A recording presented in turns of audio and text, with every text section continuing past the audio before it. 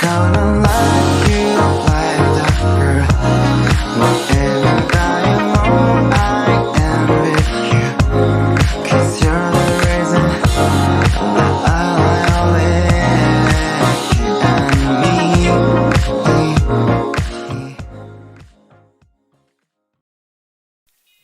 Olá galera, tudo bem com vocês? Aqui quem fala é o Hagar. Para quem não me conhece, eu sou desenhista, quadrinista e autor independente de um quadrinho chamado Kimi-Ouzan, de gênero ação, aventura, fantasia e muitos outros mistérios que vocês vão descobrir se lerem a minha história. E para isso eu vou deixar os links de leitura online aqui na descrição, link de leitura online, e também vai ter o link de compra. Sim, gente, já tem o meu primeiro volume já impresso, tá?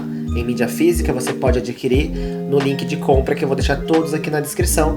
E se você quiser conhecer mais do meu trabalho, de tudo que eu faço por trás, né, do meu trabalho ali, o making off, né, entre aspas, você também pode acessar o meu Instagram, que também está no link na descrição, ok?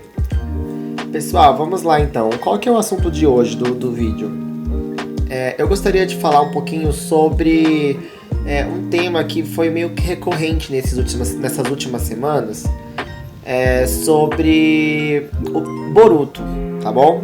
Não vou falar de Boruto necessariamente, mas vou usar um dos arcos de Boruto como exemplo. A gente sabe que o Masashi Kishimoto ele voltou, né, a roteirizar, a escrever a história de Boruto, enquanto o Kodachi, que é o antigo roteirista, ele saiu. Nesse meio tempo eu vi muita gente, muitos leitores, né, muitos comentários reclamando, né, de como o Masashi Kishimoto está escrevendo a história, de como ele está levando a narrativa da história. Eles falaram que o Masashi Kishimoto perdeu a mão, que ele não sabe mais escrever histórias, que tá uma coisa meio bagunçada, uma coisa desinteressante. Enfim, vamos discutir um pouco sobre isso. A gente sabe que Masashi Kishimoto, ele sempre foi reconhecido, né, pelos demasiados arcos de Naruto, né, que ele fez todos os arcos, trabalhou em Naruto assim em tempo integral e entregou pra gente uma obra sensacional. Claro, não perfeita, nenhuma obra perfeita, né, mas ele entregou um dos melhores trabalhos, assim, um dos melhores animes que a gente poderia ter nessa década, eu falo até mesmo nessa geração, entendeu? Até então. É claro que existem outros animes muito melhores, assim, tipo, eu falo no quesito gráfico, no quesito histórico. Eu falo melhores, assim, não no sentido de desmerecer, mas eu falo bem desenvolvidos, tá?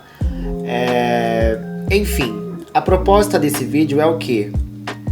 Por que o arco que o Masashi Kishimoto está trabalhando atualmente está tão chato?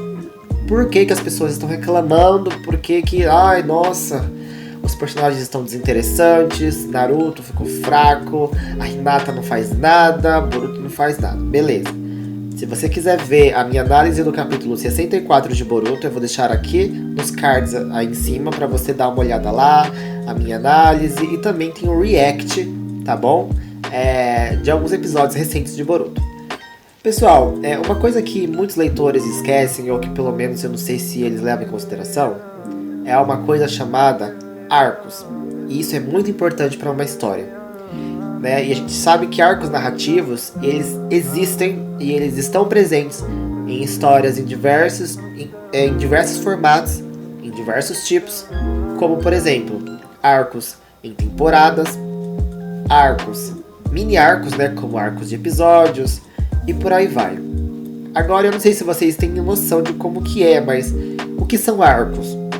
Como a gente sabe, né, pra quem já tá nesse mundo aí das séries, dos animes, eu acho que já meio que percebeu um certo padrão nas séries. Por quê, gente? Arcos são simplesmente caminhos de uma história com situações que vão ser resolvidas. Com situações para resolver, né? Geralmente tem o começo, o meio e o fim. Normalmente a maioria das séries são assim, né? Com começo, meio e fim. E a gente sabe que existe uma árvore de eventos ali que se entrelaçam e formam uma história. Como assim árvore de eventos? Vamos pensar aqui, ó. Existe a introdução, o meio, que é o desenvolvimento, o clímax e o final, né? A introdução é você apresentar o mundo, apresentar personagens, apresentar as situações que vão ser resolvidas. O meio, o desenvolvimento, é justamente o que diz né? É o desenvolvimento de tudo isso, o desenvolvimento dos personagens, o desenvolvimento de todas as situações e mistérios que estão ocultos, que vão ser revelados, toda a trama em volta dos personagens, em volta daquela história em si, o clímax, que é uma resolução total dos problemas ali apresentados no arco, e o fim, que é a resolução de todos os problemas. Então, pessoal, como é montado um arco? A gente sabe que é basicamente isso que eu falei: introdução, desenvolvimento, clímax e resolução. E daí o pessoal fala: nossa, mas a história do Masashi Kishimoto tá meio maçante. Mas o pessoal não para pra perceber, pra reparar, que é justamente isso que o Masashi Kishimoto está fazendo. Ele assumiu o arco do Ishiki, o arco da Kara, lá no finalzinho, né, quando já tava meio que na luta ali do Naruto e Sasuke contra o Otsutsuki. E o que aconteceu? Ele terminou aquele arco. Até então, quando ele assumiu, muita gente falava: nossa, o Masashi Kishimoto ainda tá no hype. Claro que mudou um pouco, porque cada roteirista trabalha de uma forma, mas manteve-se um ótimo arco, encerrou bem, teve muitas consequências, muitas resoluções inusitadas, foi ótimo. Beleza. Ele começou outro arco, que é esse arco atual que nós estamos agora. Apresentou vilões novos, apresentou motivações novas e apresentou uma introdução. O que é introdução? Ele simplesmente está introduzindo um novo arco. E por isso, gente, que o arco está lento, que o arco muitas das vezes está um pouco cansativo, com muitas informações, ou às vezes apenas com informações não tão úteis. Mas por que isso acontece? Gente, isso é devido a, vamos falar, inércia de arco. É basicamente um tempo em que as coisas estão se estruturando, né? A gente vê aí que alguns capítulos de Boruto, né, a gente vê muitos youtubers críticos que falam que não tem informação nenhuma, não tem coisa útil para ser falada. Enfim, pode não ter, mas é importante porque indiretamente ele está desenvolvendo os personagens. Ele está fazendo com que os personagens evoluam e cresçam na sua psique, na sua personalidade, né, em tudo que envolve as características de um personagem, né, do protagonista, de todos os personagens envolvidos ali naquele contexto, naquele arco. Então é importante que ele tenha essa esfriada, né? Às vezes a gente vê muitas imagens no quesito quadrinhos, tá? A gente vê muitas imagens sem... Desculpa, gente, eu estou meio gripado, tá? Então a minha fonética aqui tá um pouco difícil. Espero que vocês entendam. A gente vê muitas imagens sem falas, sem conteúdo, sem nada a acrescentar, apenas com imagens deles conversando e vivendo ali a vida deles. Então é importante a gente ver esse cotidiano dos personagens, porque faz parte da narrativa do arco. Faz parte, porque é algo que vai fazer sentido lá na frente, eu tenho certeza. Entendeu? E se vocês vão pegar uma história, gente, não todas, tá? Mas a grande maioria delas começa assim, né? Um arco calmo, um arco tranquilo, daí sobe, tem um clímax e termina com a resolução. Mas a gente não pode deixar de citar que existem algumas obras que fogem desse padrão, né? Algumas variações, né? Como, por exemplo, um clímax, um mistério, por exemplo. Algo que acontece assim, tipo, puff, entendeu? Logo no começo, por exemplo, Attack on Titan. A gente sabe que logo no começo do primeiro arco, que é essa temporada, a primeira temporada, logo no começo acontece uma invasão com muitos monstros ali, muitos titãs, e esse é o clímax, né? Envolvido por muito mistério, ou seja, ninguém sabe quem que são esses titãs, por que eles estão atacando as muralhas, por que, entendeu? Que eles são titãs, entendeu? Está tudo nebuloso, ninguém entende nada. E aí sim começa a introdução. Daí vem a introdução dos personagens, a introdução da história, a introdução de todo aquele universo, e daí, depois que desenvolveu bem tudo aquilo, apresentou algumas situações que vão ser resolvidas futuramente, começa o clímax. Daí volta o clímax. Porém, esse clímax é diferente do primeiro que eu falei, do primeiro padrão que eu falei. Esse clímax pode ser o clímax que mostrou no começo, que vai ser resolvido agora, tipo, com mais detalhes. Ou pode ser simplesmente um clímax que é uma parte do todo, tá? Ou seja, não é o plot principal de uma história, mas é o plot principal daquele arco, tá bom? Por isso que eu falo, a história é dividida em arcos, cada arco tem seu plot, tá? Daí tem a resolução. Então existem algumas variações de arcos que você pode estar montando. E o autor ele pode sim adaptar o arco ao estilo que ele bem quiser, né? Mas claro que precisa fazer sentido e coesão, gente. Afinal, isso é importante para uma história, tá? E existem eu vou citar dois tipos de arcos, né? Dois diferentes tipos de arcos, mas eu acho que existem bem mais, né? Eu vou falar aqui arcos de temporadas e arcos de episódios. Arcos de temporada é exatamente arcos de temporada. Geralmente esses arcos se desenvolvem por pelo menos 3 episódios, né? Acho que é basicamente isso, assim, no máximo. Claro que depende de história para história. Tem episódios, tem histórias que desenvolvem com 13, ou outras com 16, outras com 30, por aí vai, depende da história, né? Mas a gente vê geralmente com 13. E daí o que acontece, gente?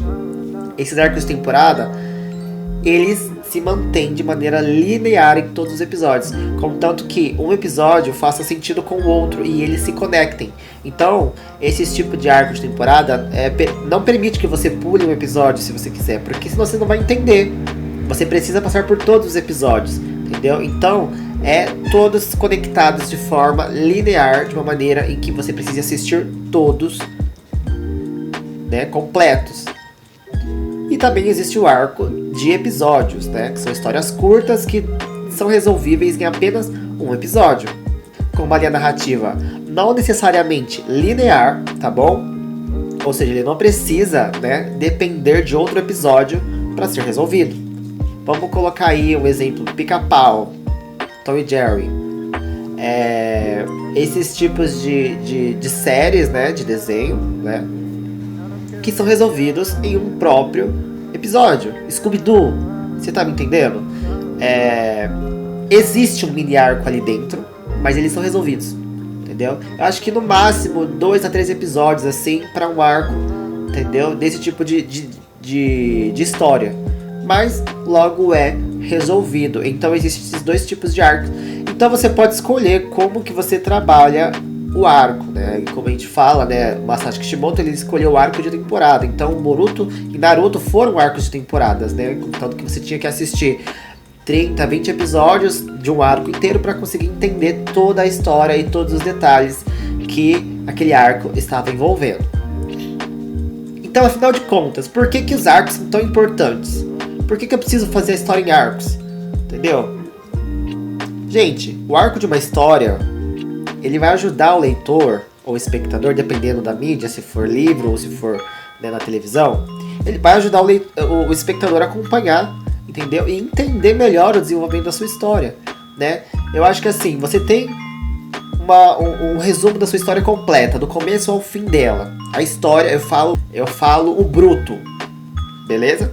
E daí, essa história bruta vai ser dividida em várias partes, que vão ser as mini histórias que vão completar isso tudo. E essas mini histórias são os arcos, entendeu? E cada arco vai sendo revelado mais e mais mistérios, e a escalonação de acontecimentos vai aumentando, até que tudo, claro, com coesão, tá bom? Com coesão e coerência, até que tudo se esclareça, entendeu? E também, pessoal, além disso, além de ajudar o leitor, o espectador a entender a sua história, né, e acompanhar em sequências, assim, né, em blocos, também ajuda o próprio autor a organizar os vários tópicos dessa história, né? Como, por exemplo, desenvolvimento de personagem, escalonamento de acontecimentos, né, diálogos crescentes, né, que a cada etapa do arco, né, ele revela mais acontecimentos que até então estavam obscuros, estavam nebulosos, né? E além dos próprios plot twists, né, que a gente sabe que acontece aí de repente, né, um espião que foi revelado, uma pessoa do mal que se passava do bem e ninguém desconfiava, como uma maneira, né, de achar o momento ideal de jogar uma revelação bombástica no público. Então, o que acontece? Arcos eles são basicamente, você monta eles como se fosse um esqueleto, como se fosse uma árvore, e você vai montando cada passo desses arcos e vai desenvolvendo o personagem, né? Claro que o protagonista, a cada arco ele vai crescendo, mas existem personagens de arcos que vão aparecer naquele arco e vão ficar naquele arco, você tá me entendendo? Né? Escalonamento de acontecimentos que eu citei, que são a cada parte do arco, ou a cada arco, as coisas vão se intensificando e ficando mais sérias, e ficando mais perigosas, e situações vão ficando mais... vão aumentando assim de nível, tá bom? E as situações, assim, os segredos, os mistérios, eles vão sendo melhores desvendados, né? Os diálogos crescentes, que eu acabei de falar, dos segredos, né? Diálogo, gente, geralmente no começo é assim, um diálogo bem assim de cotidiano, apresentação de personagem, apresentação de mundo. E daí lá, tipo, pro meio de um arco, né? Você vai começando a entender, tipo, os diálogos vão ficando mais teóricos, vão ficando mais abertos, e você vai entendendo mais a história, né? Até que ele revela por completo o que estava até então nebuloso para resolver aquele plot, tá bom? E o plot twist, como eu falei, que é justamente algo inesperado que acontece, que surge, entendeu? Do nada ali, para surpreender o leitor. Eu acho que é uma quebra de expectativa. Acho não, é uma quebra de expectativa. Então é isso que hypa, entendeu? É isso que faz as pessoas... Por exemplo, Attack on Titan. A gente sabe que lá pro penúltimo capítulo de Attack on Titan ocorre uma revelação. Eu não vou falar, gente, eu não sei se todos assistiram, tá? Eu vou falar. Ó, spoiler, tá bom? A Annie, né, é uma titã. Ninguém desconfiava, os leitores ficavam, quem que é aquela titã fêmea que apareceu do nada, ninguém sabe, até que ela é revelada e todo mundo fica em choque. Quebra de expectativa, né? É uma revelação bombástica, então isso é importante. E o que a gente resume disso tudo, gente? Arcos são importantes para você trabalhar todo o enredo narrativo da sua história. Se você não tiver arcos, você dificilmente vai conseguir... Assim, você pode contar a sua história, normalmente, mas dificilmente você vai conseguir passar a coesão e a coerência, para não ficar, tipo, nada muito jogado, né? Para que não ocorra furos de roteiro. Gente, é impossível não ter furos de roteiro, tá? Eu acho que é muito difícil você fazer sentido em tudo. Tem coisas que é realmente difícil, que às vezes passa despercebido, mas esses arcos, esses esqueletos de arcos ajudam você a desenvolver e a prender mais a história, deixar ela mais fechadinha, tá bom? Então arcos são importantes sim. Eu acho que o Masashi Kishimoto está certíssimo em desenvolver lentamente o arco, para que ele consiga ter um melhor desenvolvimento de personagem e também de história. Eu acho que os vilões desse arco tem muito a entregar, né? Está próximo, parece, aí do time skip, né? Que vão dar. E vai ser incrível, gente, vai ser incrível. E eu uso esse método, tá bom? Eu uso esse método, eu faço assim. Se vocês lerem a minha história, vocês vão perceber que existem mini arcos. Existem arcos, eu falo mini arcos, gente, mas não é arcos de episódio, tá? Os mini arcos são arcos dentro de arcos. Vocês vão entender quando vocês lerem a minha história, tá bom? E existe esse desenvolvimento de personagem e esse desenvolvimento de narrativa, tá bom? É muito importante. Então, galera, eu espero que vocês tenham gostado, de fato, desse vídeo, tá? É um vídeo meio diferente que eu fiz aqui. Eu espero que tenha agradado vocês e tenham ajudado a entender melhor como que funciona e por que é importante existirem arcos para a sua história. E também, pessoal, se você gostou, né, deixa seu like, se inscreve, né, curte, compartilha, comenta o que você achou, se você discorda, se você quer complementar com alguma coisa. Isso vai ser muito importante, porque pode ter coisas que eu também não saiba e que eu vou aprender com vocês, com certeza, tá bom? Pessoal, antes de terminar aqui, entra aqui nos links na descrição, pessoal. Link de compra do meu mangá e link de leitura online gratuita. Você pode ler o meu mangá sem pagar absolutamente nada. Se você gostar e se você tiver interesse em comprar, compra, tá? Está num preço acessível, gente. Não é um preço caro, tá? Ajudem os artistas brasileiros, os artistas independentes a crescer aqui no Brasil. Ajude o Brasil a se tornar uma potência cultural no quesito quadrinhos. Beleza? Acho que vai ser muito legal a gente conseguir competir com o Japão, com a Coreia. Imagina que legal, tá bom? É isso, pessoal. Agradeço todo mundo que acompanhou esse vídeo. Também esqueci de falar que meu Instagram tá aqui na descrição. Se você quiser também me conhecer mais do meu trabalho, entra lá. E eu vejo vocês no próximo episódio, pessoal. No próximo episódio. Vamos fechar esse arco, vamos pro próximo. Vejo vocês no próximo vídeo, pessoal. Até mais. E a gente se vê. Tchau.